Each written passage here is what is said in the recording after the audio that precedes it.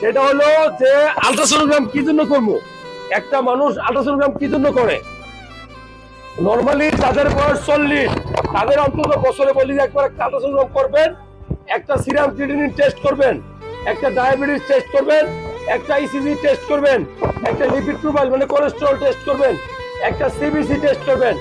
যাদের বয়স 40 বছর অন্তত একবার, ঠিকই বলছি, একটা আল্ট্রাসোনোগ্রাম, একটা ইসিজি, একটা সিরাম ক্রিয়েটিনিন, একটা মানে কিডনি ভালো আছে কিনা সিরাম ক্রিয়েটিনিন, রক্তে কোলেস্টেরল আছে কিনা লিপিড প্রোফাইল, রক্তের সুগার আছে কিনা আরবিএস ডায়াবেটিস টেস্ট, ঠিক আছে, আপনার হার্ট ভালো আছে কিনা একটা ইসিজি, আপনার ফুসফুস যে ফুসফুস আমি ইচ্ছা মতো দম নিয়ে রাখি তাদের জন্য একটা চেস্ট এক্সরে, বুকের এক্সরে, আর লাস্টলি বলবো সবারই একটা সিবিসি টেস্ট করা উচিত। কেন?